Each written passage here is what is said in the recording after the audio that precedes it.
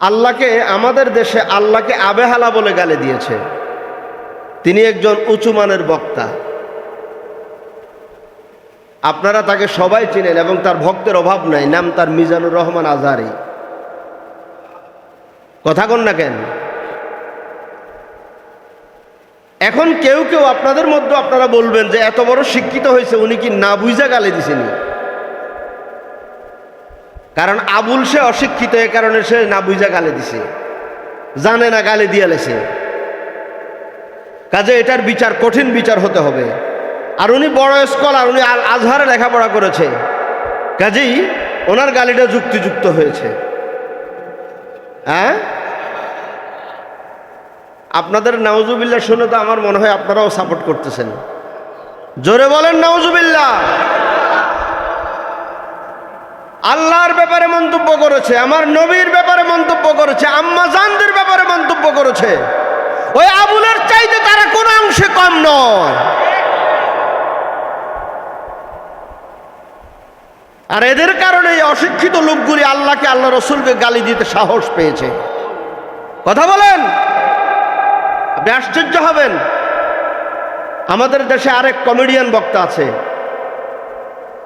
Comedian বক্তা, comedy করে, মাহফিলে গিয়ে কমেডি করে, মানুষকে হাসায়, হাসি তামসা করে, মস্কারি করে, টিটকারি করে, মানুষকে ইনসাল্ট করে কথা বলে। এরেও আপনারা সবাই চিনেন, রফিকুল্লাহ আফসারী। নাম না বললে হবে না। এই বেয়াদবগুলির কারণে আজকে আমাদের এই অবস্থা। যাকাত ইসলামের একটি বিধান। কথা বলেন, এই বিধান কে দিয়েছেন? ইসলামের স্তম্ভ কয়টা? ইসলামের বেনা কয়টা? তার মধ্যে একটা কি? জোরে বলেন, আরো জোরে। যাকাত। এই যাকাতের ব্যাপারে, যাকাত উত্তোলনের ব্যাপারে, যাকাত দেওয়ার ব্যাপারে হুকুম কার? আল্লাহ পাকের।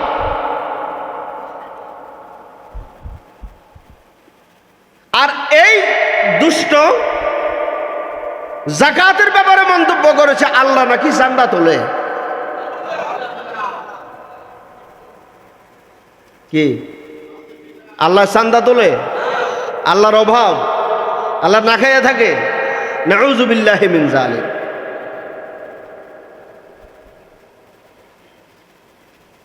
এই যে আল্লাহ চাঁদা তোলে, এরকম একটা জঘন্য কথা বলছে,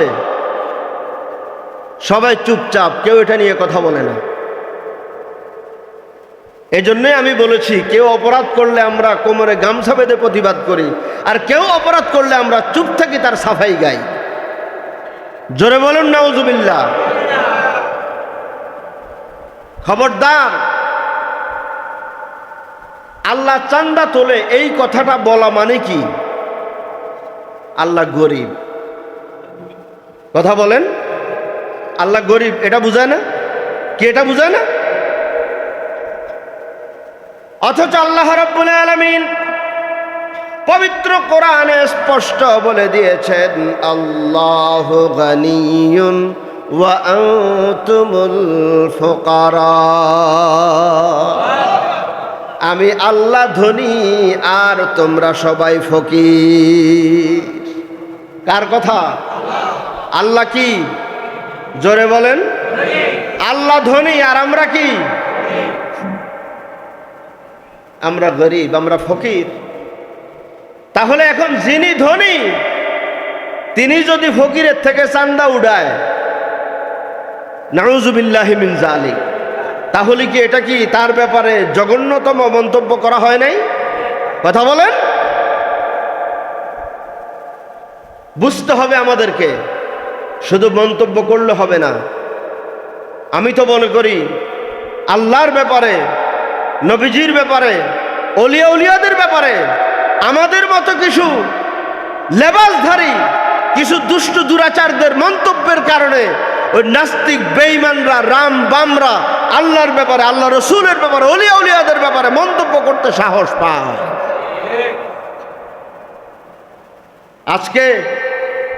আজকে ওই আবুল নামের কাবুলের যেমন বিচার হওয়া দরকার, এই সমস্ত লেবাসধারীদেরও বিচার হওয়া দরকার। যদি না হয় তাহলে আল্লাহর ব্যাপারে, আল্লাহ রসুলের ব্যাপারে, অলিয়া উলিয়াদের ব্যাপারে আরো দুষ্টু দুরাচাররা মন্তব্য করতে দুঃসাহস দেখাবে। সম্মানিত হাজিরিন, এগুলো আমাদের ঈমানের কথা, এগুলো আমাদের আকীদার কথা।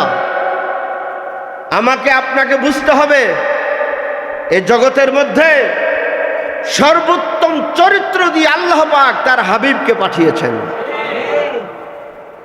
আল্লাহর হাবিবের চাইতে মহান চরিত্র জগতে আর কারো আছে? আল্লাহর সৃষ্টির মধ্যে আছে? আল্লাহ রসুল হচ্ছেন সর্বোচ্চ, আল্লাহ রসুল হচ্ছেন সর্বোত্তম, আল্লাহ রসুল হচ্ছেন সর্বশ্রেষ্ঠ, ঠিক কিনা?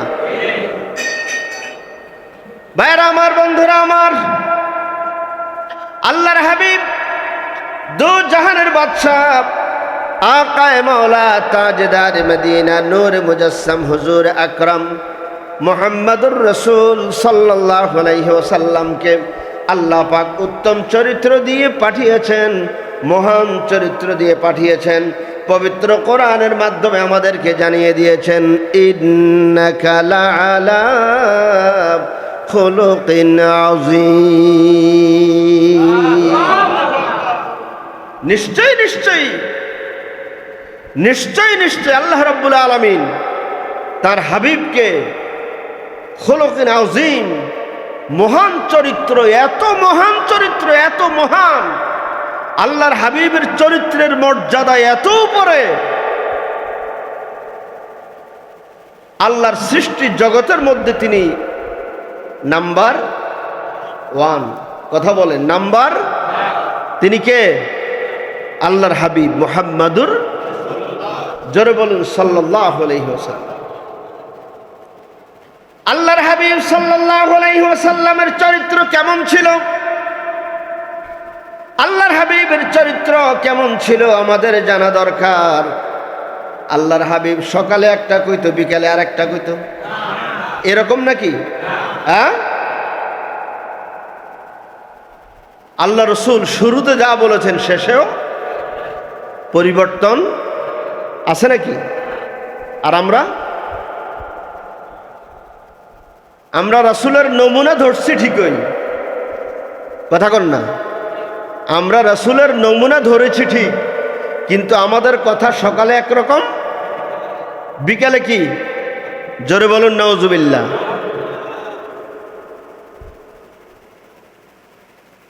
তো সকালে একরকম কথা, বিকালে আরেক রকম কথা বলে এই বাংলায় যদি দিন কায়েমের চিন্তা করি, দিন কায়েম হবে? আসতে বলেন, দিন কায়েম হবে? দিন কায়েম করতে হলে সকালের কথা যেমন হবে, বিকালের কথাও ঠিক তেমন হবে। জীবন যেতে পারে, সুবহানাল্লাহ কোন? কি যেতে পারে? জীবন গেলেও কথার পরিবর্তন হবে না, জীবন গেলেও কথার পরিবর্তন হবে না। এই হলো ঈমানের ব্যাপার। আল্লাহু আকবার বলেন। সম্মানিত হাজিরিন, আজকে যারা আল্লাহর ব্যাপারে, নবীজির ব্যাপারে, অলিয়া উলিয়াদের ব্যাপারে বিরূপ মন্তব্য করে, খারাপ মন্তব্য করে, নেগেটিভ মন্তব্য করে, তাদের ঈমান এবং আকীদার মধ্যে সমস্যা আছে। কথা বলেন, কিসের মধ্যে সমস্যা? ঈমান এবং আকীদার মধ্যে সমস্যা আছে। আজকে দেখুন, আমাদের দেশে একদল রয়েছে আল্লাহর ব্যাপারে তারা খারাপ মন্তব্য করে, আছে না নাই? রয়েছে। আরেক দল রয়েছে নবীজির ব্যাপারে খারাপ মন্তব্য করে, আছে না নাই? আরেক দল রয়েছে অলিয়া উলিয়াদের ব্যাপারে খারাপ মন্তব্য করে, আছে না নাই? আবার তারা নবীর ব্যাপারেও খারাপ মন্তব্য করে, অলিয়া আল্লাহদের ব্যাপারেও খারাপ মন্তব্য করে। আবার নাম দিছে তৌহিদি জনতা। কি নাম দিছে? জোরে বলেন। আপনি খবর নিয়ে দেখবেন, আমি বানিয়ে বলছি না, আপনি খবর নিয়ে দেখবেন এই তৌহিদি জনতাদের আকীদা আল্লাহর ব্যাপারে, আল্লাহ রসুলের ব্যাপারে, অলিয়া উলিয়াদের ব্যাপারে নেগেটিভ। জোরে বলুন নাউজুবিল্লাহ। এই তৌহিদি জনতার খবর নিলে আপনি দেখতে পাবেন তারা কথায় কথায় বলে নবী আমাদের মতো মানুষ, নবী, কথা কন না কেন? নবী কি আমাদের মতো মানুষ? হ্যাঁ, এটা কি আপনাদের এই বিশ্বাস? সাবধান, কারণ নবী আমাদের মতো মানুষ, আবার কোন নবী আমাদের বড় ভাই। আসতে গেলে নাউজুবিল্লাহ। আমি বলি নবীরে তুমি বড় ভাই কও, তো তোমার বড় ভাই তো চোরও আছে। কি কথা কোন না কেন? উত্তর দিতেছেন না যে? আমার বড় ভাই চোর আছে না, ডাকাত আছে না, বাটপার আছে না, গুন্ডা আছে না, সন্ত্রাস আছে না, না নাই? সুদখোর আছে না, ঘুষখোর আছে না? তাহলে নবীকে আমি বড় ভাই কিভাবে বলি? বলা যাবে? যাবে? নবীকে বড় ভাই বলা এটা একটা জঘন্য অপরাধ। আকীদার ক্ষেত্রে ঈমান থাকবে না, সাবধান। নবী আবার বড় ভাই হয় কিভাবে? কাজে বুঝে শুনে কথা বলতে হবে। আল্লাহ রাব্বুল আলামিন তার হাবিবকে জগতের মধ্যে পাঠিয়েছেন সর্বশ্রেষ্ঠ হিসেবে। সৃষ্টি জগতের মধ্যে সবচাইতে শ্রেষ্ঠ সৃষ্টি হলেন মুহাম্মাদুর রাসূলুল্লাহ। কাজী ভাইরা আমার, বন্ধুরা আমার, আল্লাহর হাবিব সাল্লাল্লাহু আলাইহি ওয়াসাল্লামের শান মান, আল্লাহর হাবিবের মর্যাদা আপনি যত বেশি করবেন, আল্লাহর হাবিবের সম্মান যত বেশি করবেন, নবীজির মর্যাদার ব্যাপারে যত সুন্দর কথা বলবেন, আল্লাহ রাব্বুল আলামিন আমার আপনার মর্যাদাকে তত বাড়িয়ে দিবে। এই জন্য এই জগতের মধ্যে আল্লাহর হাবিবের সম্মানের ব্যাপারে যারা কটাক্ষ করছে, আল্লাহর সম্মানের ব্যাপারে যারা কটাক্ষ করছে, ওলিয়া উলিয়াদের সম্মানের ব্যাপারে যারা কটাক্ষ করছে, খবরদার খবরদার, সাবধান। তাদের থেকে আমাদেরকে দূরে থাকতে হবে, তাদের থেকে মাহফুজ থাকতে হবে। যারা এই রকম কথা বলবে তাদের সাথে আমরা, আসতে বলেন যে, তাদের সাথে আমরা নাই। খবরদার খবরদার। এই তৌহিদি জনতা নাম দিয়া আমাদেরকে বিভ্রান্ত করছে।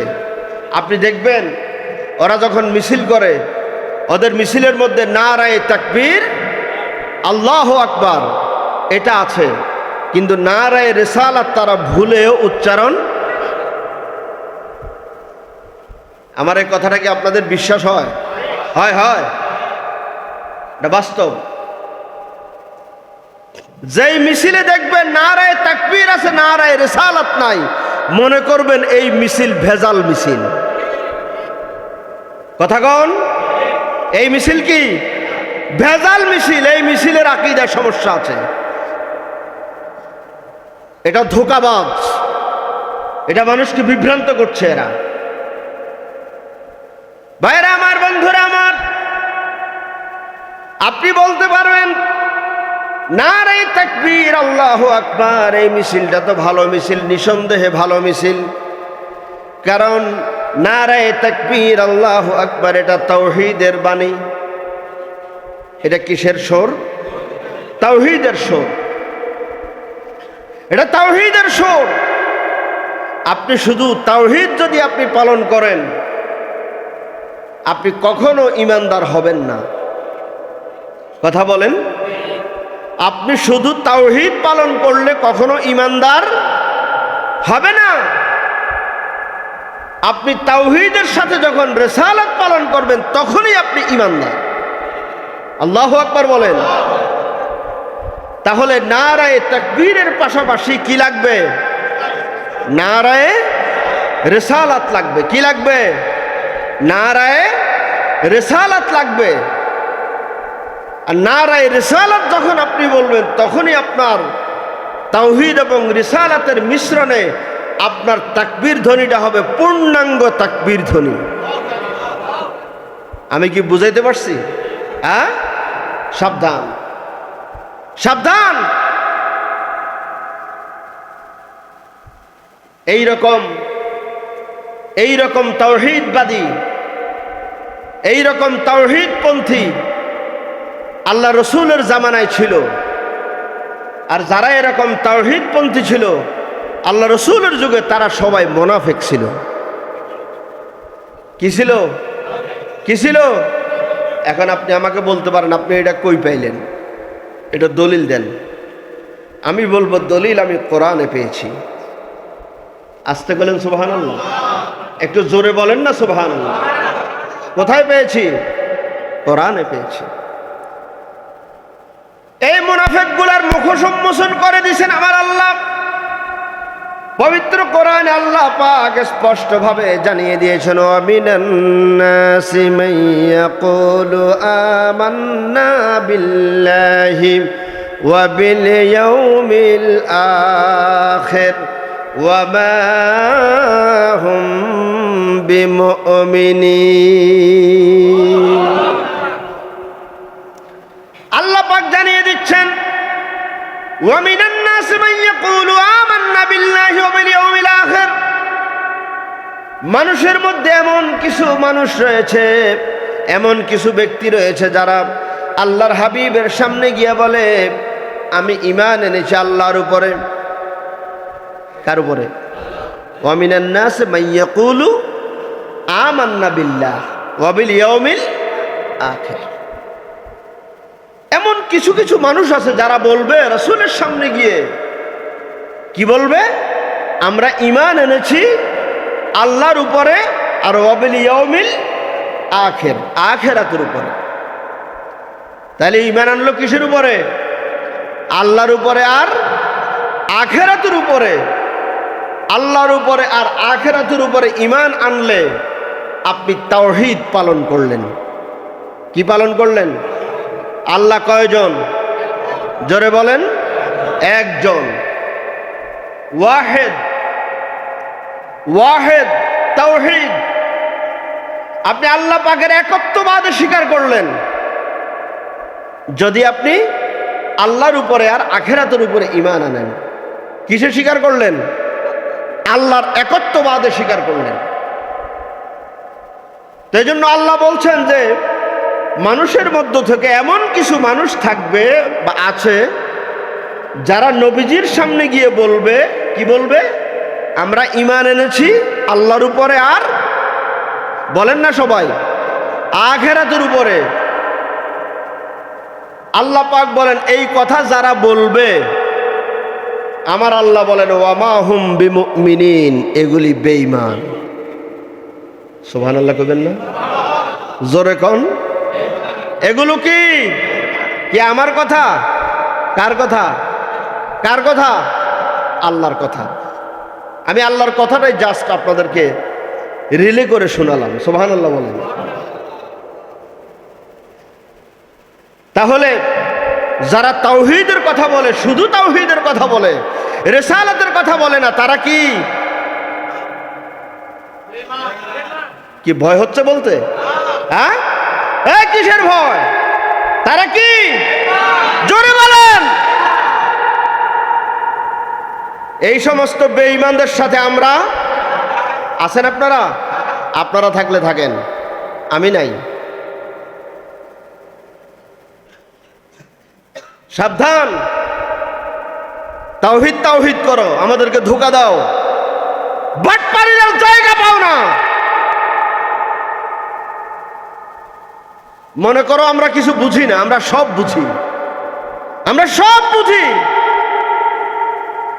আমরা সব বুঝি, কিন্তু আমরা সব কথা বলতে পারি না। আমাদের কলিজা ফেটে যায়,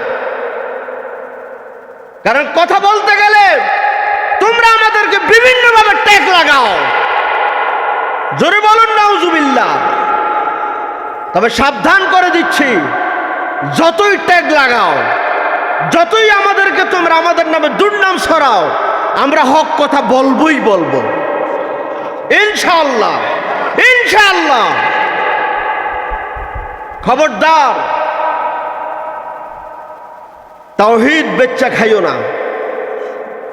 তাওহীদের সাথে রিসালাত মানো, পূর্ণাঙ্গ ঈমানদার হইয়া দুনিয়া থেকে যাওয়ার চিন্তা করো।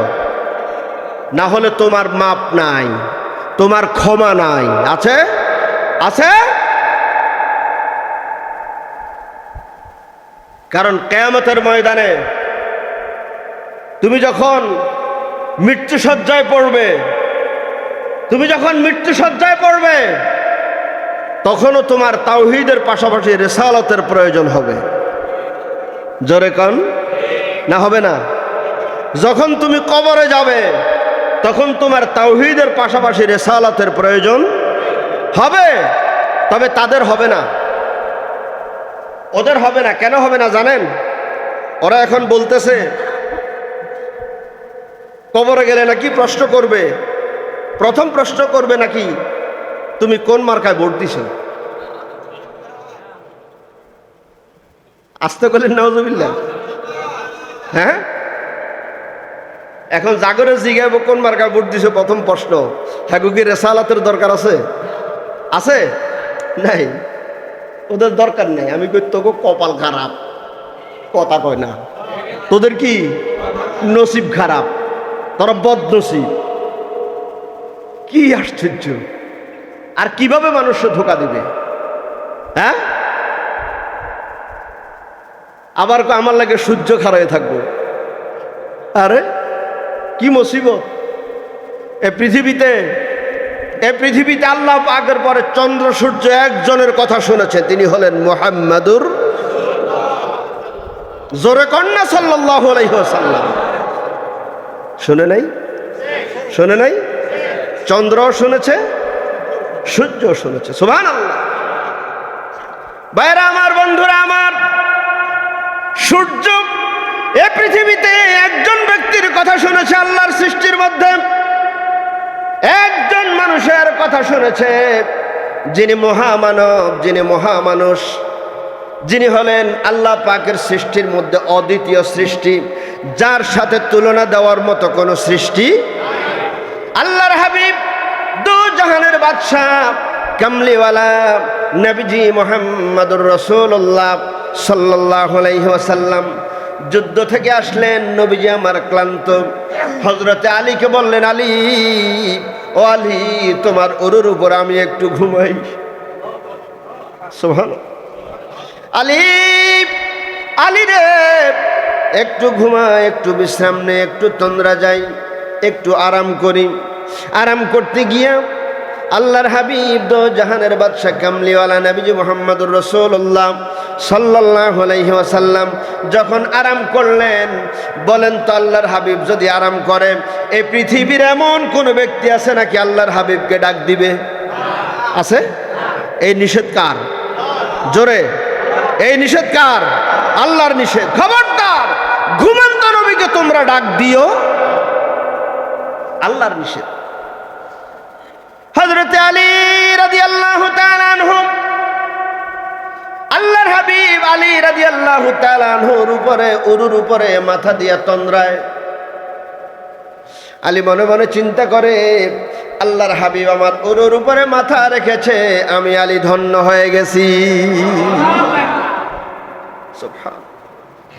সুবহানাল্লাহ, সুবহানাল্লাহ।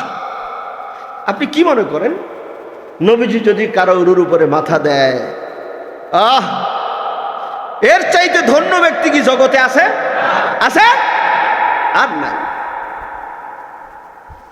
হযরতে আলী নিজেকে ধন্য মনে করলেন।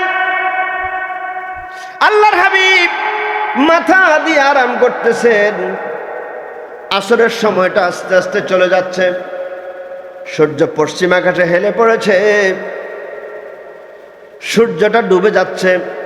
কথা বলেন, সূর্য ডুবে গেলে কি আর আসরের ওয়াক্ত থাকে নাকি? থাকে? ভাইরা আমার, বন্ধুরা আমার, হযরতে আলী রাদিয়াল্লাহু তাআলা আনহু আল্লাহর হাবিবকে কিছু বলার সাহস পায় না। আল্লাহর হাবিবের তন্দ্রা ভেঙে গেল। হযরতে আলীর মনটা খারাপ।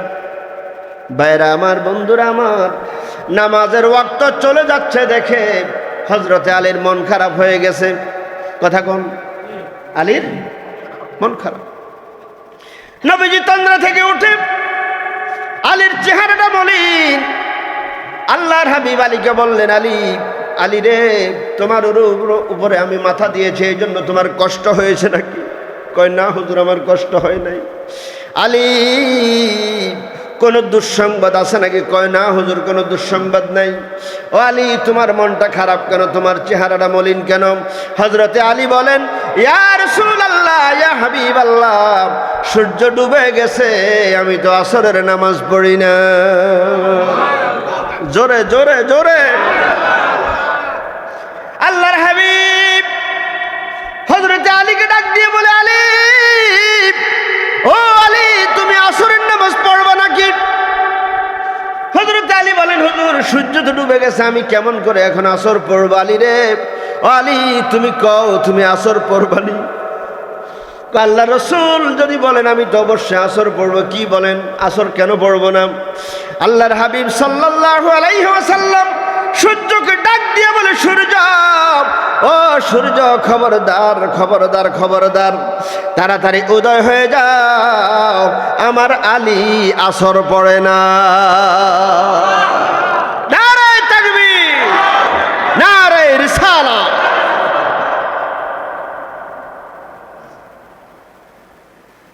সূর্য উঠছে নি? আসতে কইলেন যে, সবাই বলেন না কেন? হ্যাঁ? আর যিনি বলতেছেন না, আপনি যে চুপচাপ রইলেন, আপনি তো ঠিক করতেছেন না। আপনি ঠিক করতেছেন না তো। সূর্য উঠছে, আল্লাহু আকবার বলেন। এই পৃথিবীতে একমাত্র ব্যক্তি মুহাম্মাদুর, তার জন্য তার কথায় সূর্য আবার উঠেছে। আলী আসরের নামাজ পড়েছে, সূর্য আবার অস্ত গেছে।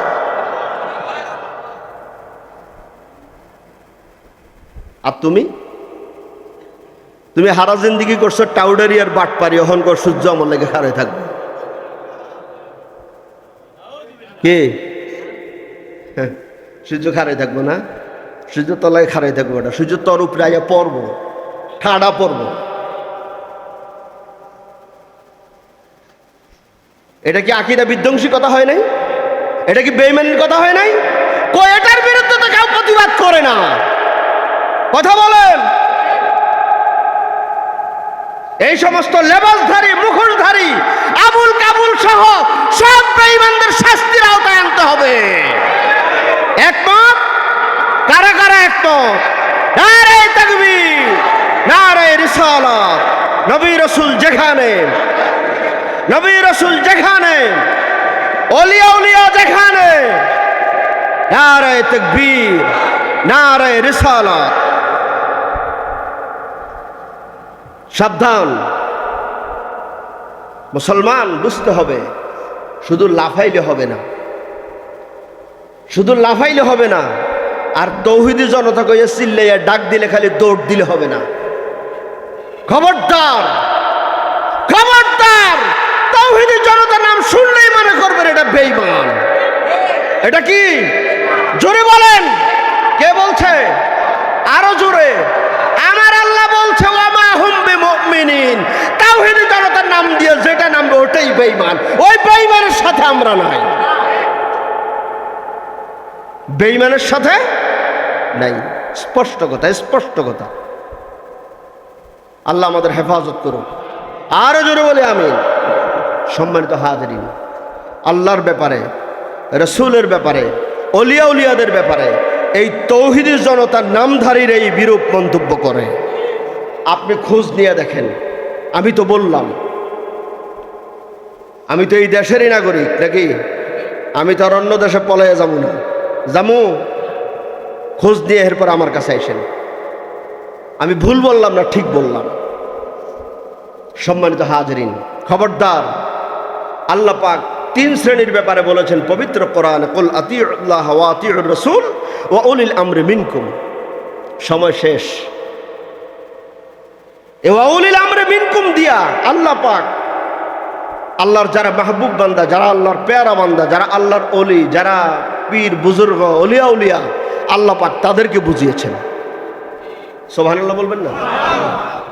এজন্যে আমাদেরকে আল্লাহ পাকের যারা সালেহীন বান্দা, যারা নেককার বান্দা, যারা আল্লাহর ওলি, যারা পীর, যারা বুজুর্গ, আমাদেরকে তাদের সংস্পর্শে যেতে হবে।